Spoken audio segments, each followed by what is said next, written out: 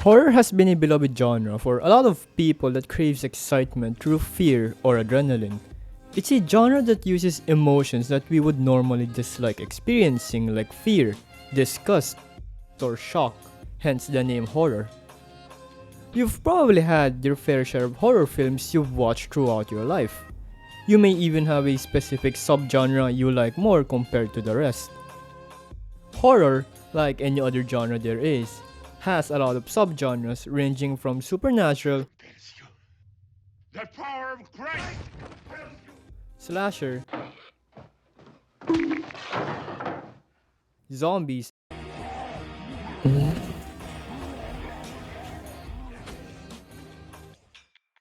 despite all the aforementioned subgenres, the one we're gonna talk about has a very interesting gimmick. One that has an unorthodox filming style that ruled the horror scene in the early 2000s, losing its peak up until 2015. One that may have even influenced some of the famous internet catalogs we have now. Today, we're going to talk about the subgenre of found footage film.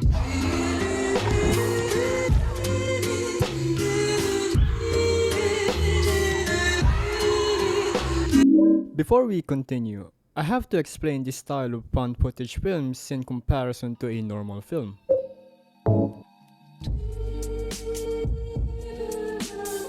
In a normal film, the audience are given a number of perspectives, ranging from the first, second, and third perspective. We get these views from multiple camera shots as the movie progresses. We also get perspectives of the other characters in the film, so we're not just stuck with the main character. The characters in the film, however, are limited to only the first perspective. This results in the characters missing out on important information while the audience are aware of what's about to happen. This gives the audience an advantage in visual information. Most films provide the audience certain angles where they are able to witness something first before the protagonist does. Another term for this is called dramatic irony. This applies to all film genres, but it's most common in the horror genre. In found footage, it's very different. We only see a huge majority, if not all of the film from the perspective of the camera. We're not given much information like from normal films. The only information we have is what the protagonist knows and what they see. There are barely any scenes where we get a heads up, and that will help us in our situation. We are as vulnerable as the person behind the camera, leaving us practically in the same situation as the characters in the film.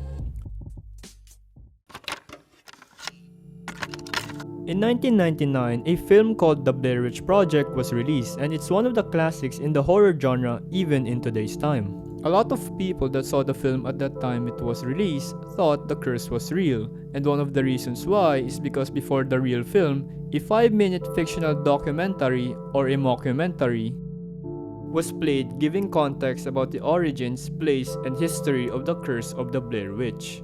It was very difficult to distinguish if the documentary was real or not in the first place, as no other film at that time have tried this style of filming before, or at least it wasn't well known. The other film that somewhat used this technique is a film called Cannibal Holocaust, and even that film is hard to distinguish if it's considered found footage. The mockumentary shown before the Blair Witch felt genuine. It felt real, which was the point of it in the first place. Because of that, people believe it was real. But why? At that time, people relied on radios, newspapers, and TV for news and information. The internet was still at its early infancy when this film was released, and even if it didn't have enough information about the Blair Witch compared now. This led to the curiosity of numerous people to investigate the place of production, Maryland, Burkittsville.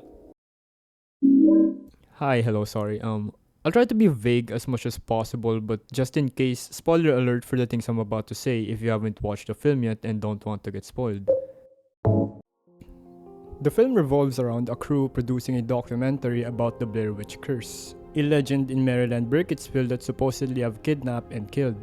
It's so well known in the place that the locals use this to scare their children, but according to some, they themselves have seen the Blair Witch. So, the most responsible and sensible course of action is to leave and continue on with your day as if nothing happened, right? Interesting. Yeah. Well, I don't have a tent for 3 people, I'm not used to... I'm not usually traveling with 2 men, if you know what I'm saying. Motherfucker. I won't go into detail on what exactly happened, but overall, the whole forest was cursed by the Blair Witch. The longer they stay in the forest, the more deranged it gets. Reality starts being questioned, there's sense of time lost, strange events happening, strange noises of crying and scream can be heard from the distant, not from animals as weirdly enough, there weren't any. Jesus Christ, what the fuck is that? Fuck!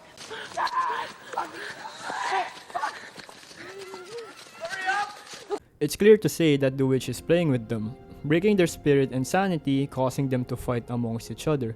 It's fucked up, but I kicked that fucking man into the creek yesterday.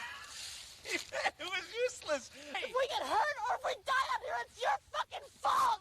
I really suggest watching the film. There's even a mockumentary version of it. There's a 2016 remake of the film, but I kind of like the original more because in the 1999 version, you can see the clumsiness of the production of the film. Its flaws are genuine and you can kind of tell it's difficult to distinguish that all of this are fictional. Or is it? The Blair Witch sparked the official start of found footage films, and a lot would argue that it was the founder of the subgenre. They're not entirely wrong, but some films did try to produce this style of filming but failed due to inconsistency.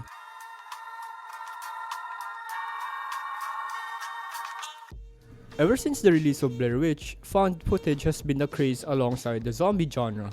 By a lot, but that's for another video in the future. People are loving found footage films, especially the directors, and honestly, I don't blame them. It was cheaper to produce because you didn't need to use high-end equipment.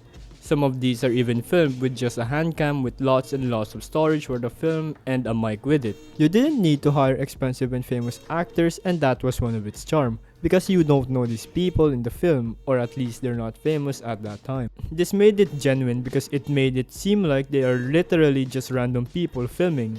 If you saw Leonardo DiCaprio star in a found footage film, of course people's immersion would be ruined, because why the fuck is Jack from Titanic ghost hunting? Or if you saw someone like TJ Miller, oh.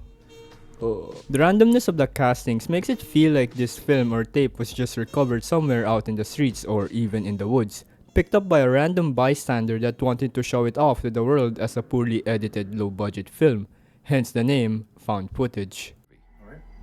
Found footage, I mean, what does that really mean?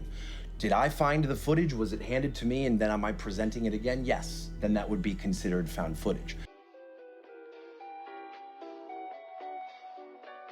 A good amount of people didn't like this style of filming. A lot complained that the camera was too shaky and made people motion sick, which was the case for the film Cloverfield. The camera barely gave screen time to the monster or ghost of the film, not helping the fact that when the holder of the camera runs, it shakes violently.